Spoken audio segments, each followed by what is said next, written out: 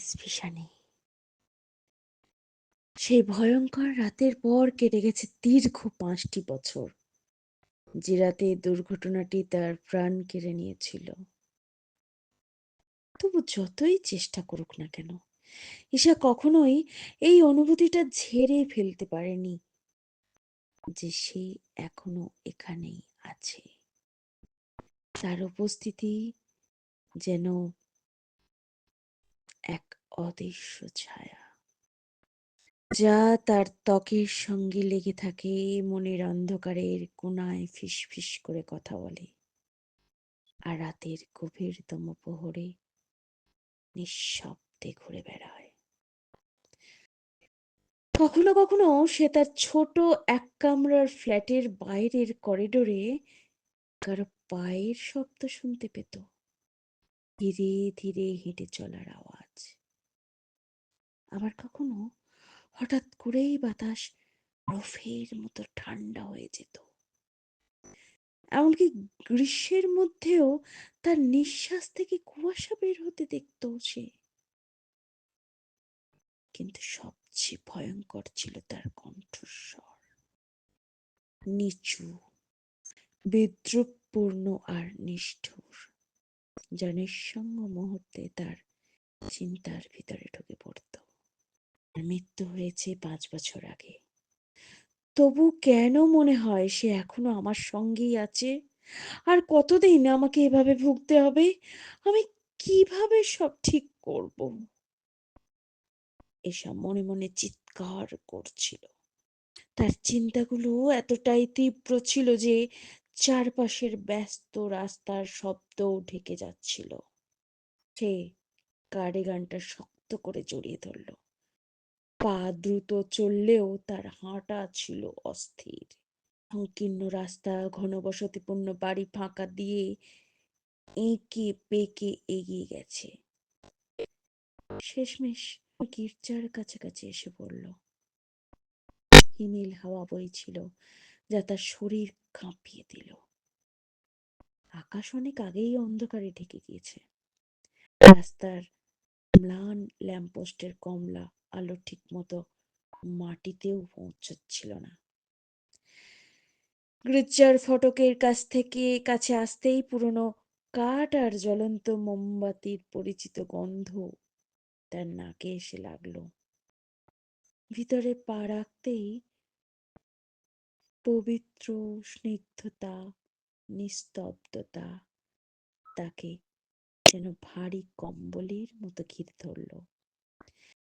বেদির কাছে মোমের নরম আলোয় ফাদার দাঁড়িয়ে মাথা নত করে প্রার্থনায় নিমগ্ন। ফাদার, ঈশার কণ্ঠস্বর প্রায় ফিসফাসানির মতোই শোনালো। পুরোহিত মাথা তুলে তাকালেন। তাকে চিনতে পেরে তার সদয় চোখ দুটো উজ্জ্বল হয়ে উঠল। হ্যালো মাইশান, কেমন আছো? অনেকদিন পর তোমাকে এখানে দেখছি। আমি ভালো নেই ফাদার। তার কণ্ঠ কেঁপে উঠল। স্কার্ফের কোণটা সে অস্থিরভাবে মুচড়ে ধরল। আপনি কি আমাকে সাহায্য করতে পারেন? ফাদার কয়েক মুহূর্ত তাকে গভীরভাবে পর্যবেক্ষণ করলেন। অবশ্যই মাই চাইল্ড, নিশ্চয়ই, বলো তোমাকে কি কষ্ট দিচ্ছে। এরপর এশা সব খুলে বলল। প্রতিটি ভয়ঙ্কর রাতের কথা, ত্বকে ঠান্ডা স্পর্শের অনুভূতি, নিষ্ঠুর ফিসফিসানি, সবকিছু সবকিছু সে স্বীকার করল। সেই নিরন্তর অনুভূতির কথা, যেন কেউ তাকে দেখছে। সে ভয়, সেই ভয় কখনো বুক ছিঁড়ে যায় না। ফাদার কোনো বাধা না দিয়ে সব শুনলেন। এসা থামলে চোখে জ্বালাধারা অশ্রু নিয়ে তিনি সান্ত্বনা সূচক ভাবে তার কাঁধে হাত রাখলেন। ভয় পেও না মাই চাইল্ড, তিনি দৃঢ় কণ্ঠে বললেন। যেখানে যিশু আছেন সেখানে সে তোমার ক্ষতি করতে পারবে না। অশুভ শক্তি প্রভুর আলোর সামনে টিকে থাকতেও পারে না। তার আত্মা নরকে যন্ত্রণা ভোগ করবে, সেখানেই তার স্থান, আর সেখানেই সে থাকবে। ঈশার ঠোঁট কাঁপছিল। তাহলে সে বারবার আমার কাছে আসে কেন? কিছু কারণ আছে যা একমাত্র ঈশ্বরই জানেন, ফাদার শান্ত স্বরে বললেন। তোমাকে বিশ্বাস রাখতে হবে। এসো, সঙ্গে এসো, আমি তোমাকে কিছু দেব। তিনি তাকে বেদির পিছনের ছোট ঘরে নিয়ে গেলেন। সেখানে পবিত্র বই, ধর্মীয় নিদর্শন আর পবিত্র জলে ছোট ছোট বোতল সাজানো ছিল। ধূপের গন্ধ এখানে আরো তীব্র, কিন্তু অদ্ভুতভাবে সান্ত্বনাদায়ক। ফাদার একটা ছোট্ট কাঁচের শিশি তুলে দিলেন। এটা নাও, প্রতিদিন সন্ধ্যা 6টায় দরজা আর জানলায় এই পবিত্র জল ছিটিয়ে দেবে এবং প্রভুর কাছে প্রার্থনা করবে। হৃদয় থেকে বলবে, তিনি শোনেন সবকিছুই। তারপর তিনি একটা রূপোর চেইন তুলে নিলেন। ঝুলছে একটা ছোট্ট ক্রস। সেটি আলতো করে ঈশার হাতে তালুতে রাখলেন। এই চেইন তোমাকে রক্ষা করবে, সব সময় এটা সঙ্গে রাখবে। ভয় পেও না, সব ঠিক হয়ে যাবে। ঈশার মনে হলো ঘরের বাতাস হালকা হয়ে গেছে। সে চেনটা শক্ত করে ধরে রাখলো, যেন হারিয়ে যাবে এই ভয়ে। ধন্যবাদ ফাদার, সে ফিসফিস করে বলল। সেই রাতে সে ঘরে ফিরল এক অদ্ভুত হালকা পনার সঙ্গে। বহু বছর পর প্রথমবার তার মনে হলো আশা আছে। সে ফাদারের নির্দেশ মতো দরজা আর জানলায় পবিত্র জল ছিটিয়ে প্রার্থনা করলো। রূপোর চেনটা তার গায়ে উষ্ণ লাগছিল, এক টুকরো আশ্বাসের মতো। সব শেষ করে সে দরজা জানলা বন্ধ করে পর্দা টেনে দিল এবং বিছানায় বসে রইল।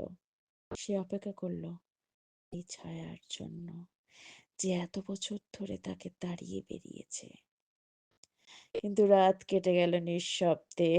না ঠান্ডা হাওয়া, না পায়ের শব্দ, না কোনো ফিসফিসানি। বহু বছর পর সে তো ঘুমালো। পরদিন সকালে সূর্যের নরম আলোয় তার ঘুম ভাঙলো। বাতাস যেন নতুন, সতেজ। সে ভাবলো কাছের পার্কে যাবে। পার্কে শিশুদের হাসি, দৌড়ঝাঁপ, সবকিছু প্রাণবন্ত। আজ কি দিন? এসে অবাক হয়ে জিজ্ঞেস করলো। রবিবার, একজন মহিলা হাসি মুখে বললেন। রবিবার? হঠাৎই তার মনে হলো গির্জায় আবার যাবে। এবার সাহায্যের জন্য নয়, কৃতজ্ঞতা জানাতে। সে সাদা লিলির একটা তোড়া কিনলো, সঙ্গে ছোট্ট একটি নোট। গির্জায় পৌঁছেই তার হৃদয় থমকে গেল। ভেতরে একটা কফিন, আর তার ভেতরে সেই মানুষটি। না, আমি জানতাম। এসব ভেঙে পড়ল। ঘরে ফিরে এলো, অন্ধকার আরো গাঢ় লাগছিল। সন্ধ্যায় সে দাঁতের দাঁত চেপে দরজা জানলা বন্ধ করলো, পবিত্র জল ছিটালো। শেষমেশ সে বিছানায় বসলো, কাষ্ঠি মুঠো করে ধরে। "শো", সে ফিস ফিস করে বলল, যেভাবে সব সময় আসো। বাইরে বাতাস উঠতে শুরু করলো।